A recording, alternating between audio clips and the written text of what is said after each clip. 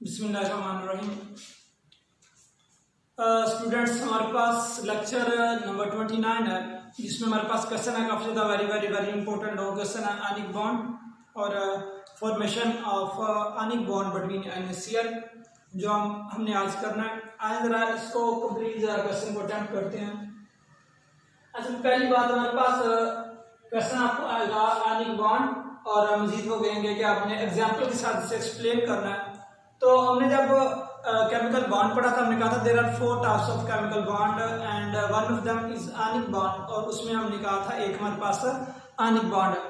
अच्छा भाई, आनिक बॉन्ड की बात करते हैं। तो आनिक बॉन्ड, पहली बात हमें डेफिनेशन से पता चल रहा है, बल्कि डेफिनेशन क्या नाम से पता चल रहा है, आनिक बॉन्ड की बात की जा रही है। तो आनिक का मतलब होता है आयंस, वो बॉन्ड जो आयंस के दरमियान बने। जब हम बात करते हैं भी आनिक बॉन्ड की, तो सबसे पहले हमारे पास ज़हन में हमारे पास जो वर्ड आता है ना आनिक से, वो हमारे पास ये आता है कि आयंस। तो इसका मतलब है कि वो बॉन्ड जो आयंस के दरमियान बनता है वो हमारे पास क्या कहलाता है, हमारे पास आनिक बॉन्ड कहलाता है। तो मजीद डेफिनेशंस की पढ़ते हैं। हम कहते हैं the type of bond which is formed by complete transfer of electron from one atom to another atom। हम कहते हैं जब एक एटम जो है वो अपना इलेक्ट्रॉन मुकम्मल तौर पे दूसरे एटम को ट्रांसफर कर देता है, तो उसके नतीजे में आपके पास जो बॉन्ड बनता है वो कौन सा बन जाता है, आनिक बॉन्ड। यानी आनिक बॉन्ड कैसे बनता है, जब एक एटम जो है वो अपना इलेक्ट्रॉन किसी दूसरे को डोनेट कर देता है मुकम्मल तौर पे, यानी कंप्लीट ट्रांसफर हो जाती है, वो मुकम्मल तौर पे इलेक्ट्रॉन को लूज कर देता है, तो इसके नतीजे में जो बॉन्ड बनता है वो कौन सा बन जाता है, आनिक बॉन्ड बन जाता है। मजीद हम बात करते हैं कि कौन से ग्रुप जो है जो कि आनिक बॉन्ड की फॉर्मेशन करते हैं। तो पहली बात करते हैं जब जो मेटल होती है, जो भी मेटल्स होती हैं, मेटल्स क्या करती हैं, लाइक आपके पास ग्रुप 1 और 2, पहले जो 2 ग्रुप है, जब इनका रिएक्शन करवाया जाता है नॉन मेटल के साथ,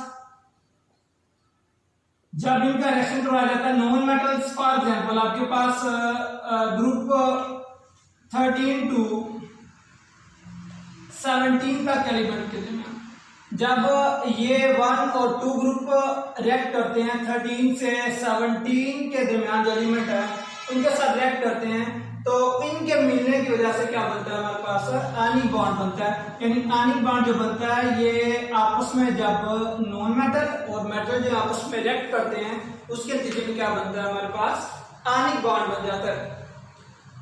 अच्छा, आनिक बॉन्ड कैसे बनता है? अब क्योंकि हमने यहाँ पर कहा कि आयंस की हम बात करेंगे कि ये जो बॉन्ड हमारे पास बनता है ये आयंस के दरमियान बनता है, तो मे भी इसे हम इस तरह कह सकते हैं कि क्योंकि हमने पढ़ा हुआ मेटल्स होती है हमारे पास, जो मेटल्स होती हैं, ये आपने छोटी क्लास में भी पढ़ा होगा, 7-8 में भी आपने वहां पे भी पढ़ा होगा कि जो मेटल्स होती हैं इनकी कैपेसिटी होती है कि ये इलेक्ट्रॉन को लूज करके कटायन बनाती हैं।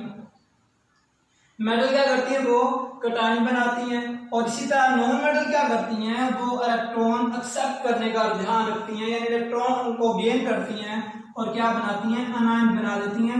हमने चैप्टर नंबर 1 पढ़ा होगा, वहां पे हमने बात की थी, हमने कहा था कि हमारे पास जो कटायन होते हैं, जब कोई एटम इलेक्ट्रॉन को लूज करता है कटायन बनता है, और जब कोई एटम इलेक्ट्रॉन को गेन करता है तो अनायन बन जाता है। तो अब कटायन कब बनेगा, जब कोई इलेक्ट्रॉन देगा। फॉर एग्जाम्पल में छोटी सी एग्जाम्पल हम लेते हैं, सोडियम है। सोडियम क्या करता है, सोडियम ऐसे करता है, चलिए मैं सोडियम पे अपने एग्जाम्पल आगे करनी है, मैं पोटाशियम की बात कर देता हूँ। पोटाशियम के इसके आंसर में इलेक्ट्रॉन होता है, स्टेबल होने के लिए क्या करता है, अभी स्टेबल होने के लिए ये एक इलेक्ट्रॉन जो है वो लूज कर देता है, क्या करता है, इलेक्ट्रॉन लूज कर देता है। अच्छा, पोटाशियम के पास, इसके पास होते हैं 19 इलेक्ट्रॉन, आयरिशर में इसके पास 8 इलेक्ट्रॉन नहीं है बल्कि 1 इलेक्ट्रॉन है। इसने क्या करना है, इसने तो अपना ऑक्टेट कंप्लीट करना है, 8 इलेक्ट्रॉन पूरे करने हैं, तो ये क्या करेगा, जो आयरिशर में 1 इलेक्ट्रॉन है उसे लूज कर देगा, बाकी इसके पास 18 इलेक्ट्रॉन रह जाएंगे। इसकी इसकी इलेक्ट्रॉनिक कॉन्फ़िगरेशन जो है वो आर्गोन जैसी होगी, यानी जो कि नोबल गैस है, हमने कल भी पढ़ा था। जो पिछले लेक्चर में हमने कहा था इंपॉर्टेंस हमने पढ़ी थी, नोबल गैसेस की इंपॉर्टेंस क्या है कि हर एलिमेंट चाहता है कि वो उन जैसी इलेक्ट्रॉनिक कॉन्फ़िगरेशन हासिल करे। तो इसी तरह पोटेशियम ने बिल्कुल वही काम किया, इसने अपने आर्गोन जैसे इलेक्ट्रॉन करने के लिए इसने क्या किया, इलेक्ट्रॉन लूज कर दिया और कैटायन बना दिया। अब इधर बात कर लेते हैं क्लोराइड की या क्लोरीन की हम बात करते हैं। इसके पास भी 17 इलेक्ट्रॉन है, आरिशम में इसके पास 7 इलेक्ट्रॉन है। यही इलेक्ट्रॉन जो पोटेशियम दे रहा है यही इलेक्ट्रॉन को एक्सेप्ट करेगा, क्लोराइड आयन में कन्वर्ट हो जाएगा। इलेक्ट्रॉन कितने हो जाएंगे, 18। अब इसके पास 18 हो गए, इसके पास 18 हो गया। अब क्या करेंगे, ये कैटायन और ये एनायन, ये कैटायन है क्योंकि इसने इलेक्ट्रॉन दिया हुआ है, ये एनायन है क्योंकि इसने इलेक्ट्रॉन एक्सेप्ट किया हुआ है। अब ये दोनों आपस में रिएक्ट करेंगे, क्या बना देंगे, KCl बना देंगे, which is an ionic compound. तो वैसे मैंने ये दो एग्जांपल भी करवा दी, लेकिन हमारे पास मेन बात थी कि कौन से ग्रुप जो होते हैं आयनिक बॉन्ड बनाते हैं, मेटल यानी पहला और दूसरा ग्रुप जब इनको रिएक्टिविटी का मौका दिया जाता है 13 से 17 तक के एलिमेंट्स के साथ, तो आपस में रिएक्ट करते हैं और क्या बना देते हैं, आयनिक बॉन्ड बना देते हैं। अच्छा, अभी मजीद हमारे पास फॉर्मेशन ऑफ आयनिक बॉन्ड है बिटवीन NaCl।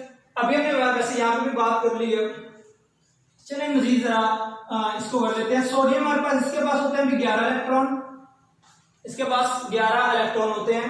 अब इसके आनिशल में इलेक्ट्रॉन है, इसने अपना ऑक्टेट अगर कंप्लीट करना है, इसे क्या करना पड़ेगा। अब पहली बात, अगर मैं सोडियम की बात करता हूं ना, तो चले ये हमारे पास सोडियम है, इसका ये पहला शेल है, इसका ये दूसरा, ये इसका तीसरा। पहले में हमारे पास इसके पास 2 इलेक्ट्रॉन है, 2 इलेक्ट्रॉन, दूसरे में 8 इलेक्ट्रॉन, 2 4 6 7 और ये 8 पूरे हो गए इलेक्ट्रॉन। दूसरे में 8 है, इसके बाद 10 हो गया और 11 ये और अच्छा है, ये इसके पास 11 इलेक्ट्रॉन, इसके पूरे हो गए। अब इसने ऑक्टेट कंप्लीट करना, क्या करेगा, इसके तो आरिशल में 1 इलेक्ट्रॉन है, क्या करेगा, अपना ऑक्टेट कंप्लीट करने के लिए ये आरिशल में जो इलेक्ट्रॉन है वो क्या करेगा, डोनेट कर देगा। जब डोनेट करेगा तो कैटायन में कन्वर्ट हो जाएगा। ये अब इसके पास 11 इलेक्ट्रॉन थे, 1 इसने दे दिया, बाकी 10 इलेक्ट्रॉन रह गए। अब ये 10 इलेक्ट्रॉन रह गए, अब इसने नियोन वाली इलेक्ट्रॉनिक कॉन्फ़िगरेशन हासिल कर लिया, क्योंकि नियोन के पास 10 इलेक्ट्रॉन होते हैं और विच इज नोबल गैस। ये नोबल गैसेस ने क्या किया, इसने 1 इलेक्ट्रॉन लूज किया और नोबल गैसेस जैसी इलेक्ट्रॉनिक कॉन्फ़िगरेशन हासिल कर ली by acquiring the electronic configuration of neon. इसी तरह हम बात करते हैं क्लोरीन की बात करते हैं, तो क्लोरीन के पास 17, अभी हमने नीचे बात की है, वो क्या करेगा, वो वही सोडियम वाला इलेक्ट्रॉन लूज जो है सॉरी गेन करेगा और क्लोराइड आयन में कन्वर्ट हो जाएगा। 18 इलेक्ट्रॉन इसके पास हो गया। और अब इसने क्या किया, इसने इलेक्ट्रॉनिक कॉन्फ़िगरेशन हासिल कर ली आर्गोन वाली, आर्गोन के पास भी 18 इलेक्ट्रॉन होते हैं, तो इसने इलेक्ट्रॉन को गेन करके नोबल गैसेस जैसी जो इलेक्ट्रॉनिक कॉन्फ़िगरेशन है वो क्या कर ली, वो इसने ऑब्टेन कर ली।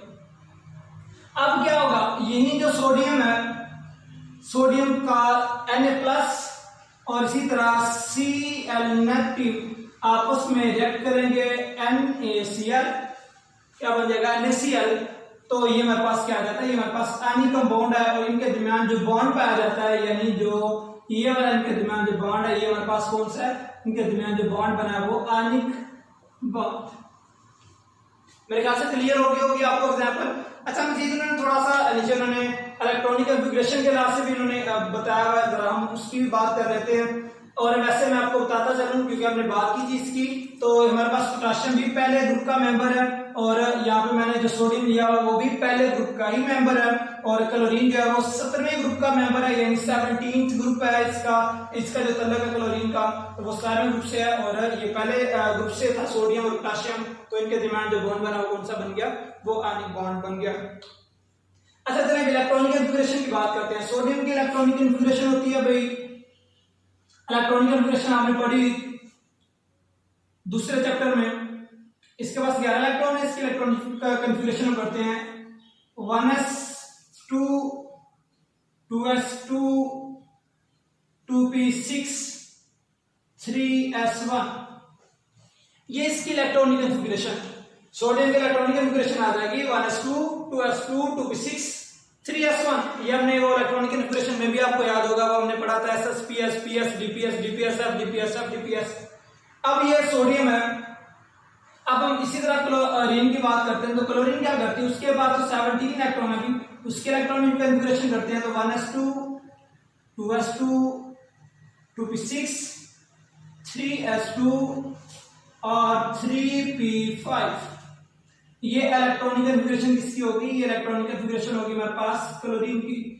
अब 17 इलेक्ट्रॉन तो पूरे करने, 2 2 4 6 10 12 और 5 17 इलेक्ट्रॉन पूरे हो गए।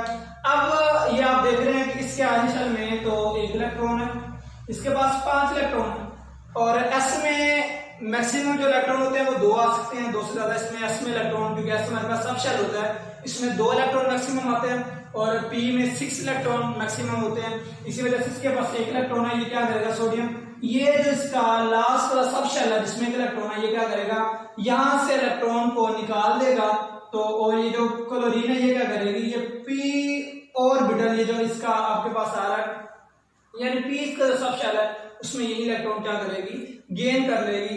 अब जब ये इलेक्ट्रॉन देगी तो ये इलेक्ट्रॉन इसका खत्म हो जाएगा, बाकी जो इसकी इलेक्ट्रॉनिक कन्फिगरेशन है वो बिल्कुल नियॉन जैसी हो जाएगी। और अब ये क्या करेगा, ये इलेक्ट्रॉन जो इसने गेन किया, ये इलेक्ट्रॉन जो सोडियम ने दिया उसको गेन करेगा, इसके पास 6 इलेक्ट्रॉन हो जाएंगे यहाँ पे, यानी इसकी इलेक्ट्रॉनिक कन्फिगरेशन जब वो हो जाएगी आर्गोन जैसी, यानी 18 इलेक्ट्रॉन इसके पास हो जाएंगे।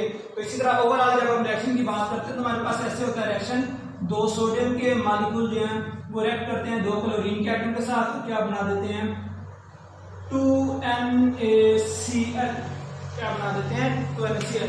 तो ये हमारे पास भी formation of ionic bond between sodium and chlorine, यानी क्लोरीन और सोडियम के दरमियान हमारे पास आयनिक बॉन्ड कैसे बनता है, ये हमारे पास क्वेश्चन था, काफी ज्यादा इंपॉर्टेंट क्वेश्चन है, आपने अच्छे तरीके से करना है। और वैसे इंशाल्लाह मुझे वैसे तवक्को है जिस तरह करवाया गया है आपको कि आपने आसानी के साथ क्लियर कर लिया होगा। मजीद इंशाल्लाह नेक्स्ट लेक्चर में मिलते हैं। अल्लाह हाफिज़।